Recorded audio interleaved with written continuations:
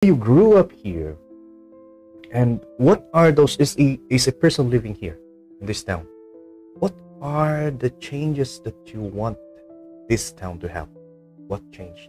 If you have like 2 or 3 change that you want to change in this town, what are those? More on implement.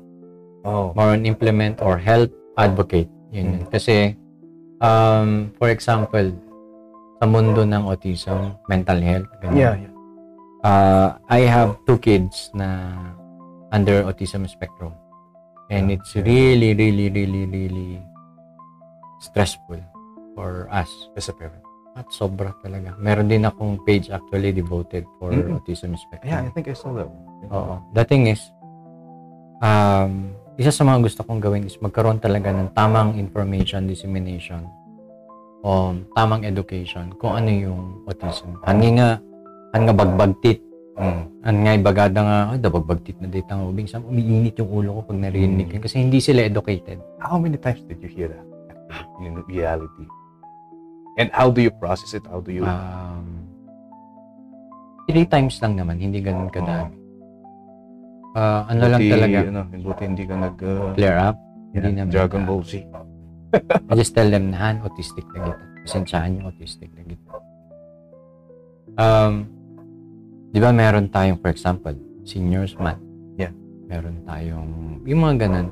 So, I would like the municipality to have like an autism week.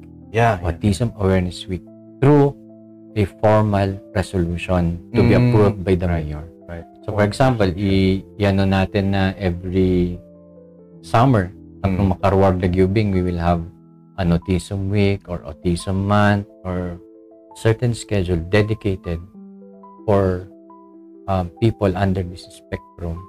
Tapno, karon nga knowledge etong munisipyo na, ay, ganito pala yung autism. Hindi pala yung ganito. Kasi right now, wala tayong ganun.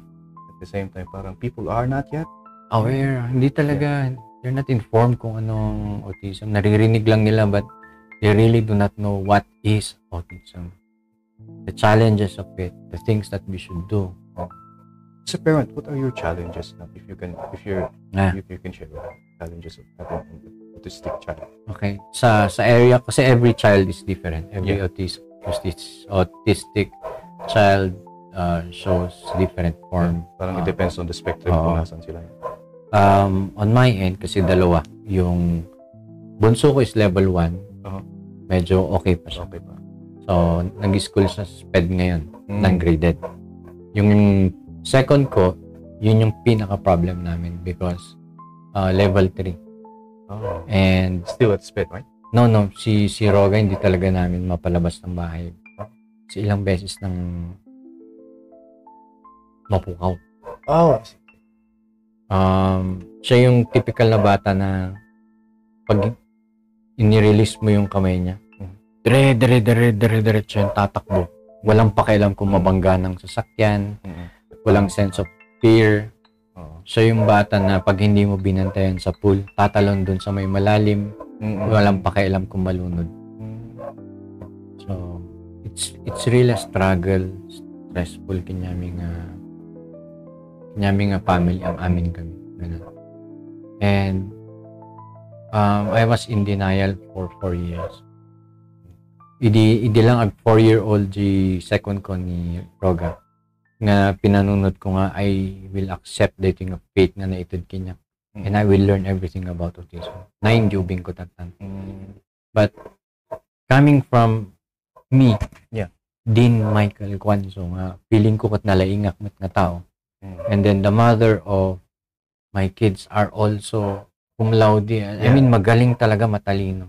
And then you were given a child na ganun. Ang laki ng question mo sa buhay, which I will not dwell on that kasi medyo yung iba hindi makarelate. Or ayaw i-relate minsan. Karkaroon nung mangag na siya sao nga very frank about things that sometimes masaktan da or handa kaya nga ganding area. So I'll not dwell into that. But the thing is, for me to make my children safe, kailangan nga i-educate ko ang amin nga tattao nga asidag kinyami nga kastudya anak ko Yung mga mabalin nga, hindi nyo siya pwedeng, hindi pwedeng hindi nyo tignan. Kailangan bantayan yan lagi. Yung mga ganun-ganun. And then, kailangan malaman din talaga ng buong community. At least sa amin, alam na ng community na pag tumakbo yung bata, tapos pag nakita nilang walang humahabol, sila na mismo.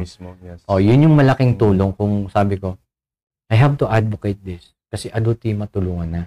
Just imagine, meron yung time na lumabas yung anak ko, na nalipatan lang yung Lakdi Gate around 6 o'clock. In the evening? Oh. Tapos I was out. I was working. Tapos awan nakapansin di balay. Tinangkamat di ubing. Paapan parwar. Nakadanan di ubingan asidag ti ataw. Nako. Busy road na yun. Ang humabol is yung kapitbahay namin na may store. Humabol. Tapos tsaka na lang, siyempre ada nag-inform di balay. Lumabas yung mga tao sa bahay. When they were going out to the street, hawak-hawak na nung kapitbahay namin yung bata. Na sabi ko, that's one benefit of not being silent. Yeah, exactly. That's one benefit of telling people na kastoy ti aramidan tayo. Tanggalin na natin yung stigma. That's so stupid. That stigma thing, that's so stupid nga panunod ti tattao, especially in our province nga. Ipirmingi nga managbabain. Ganun. Patayin nyo dyan, anak nyo, gabot nyo tabayin nyo. Yun ako. Yun yung iniiwasan ko ng part kasi I get emotional and I get very frank to the extent nga I get angry no apay nga kasta ti tatay and I don't want to dwell on that. That's why I chose to bring in the podcast. Ayun, so yun. You're listening to El Maestro Speaks podcast.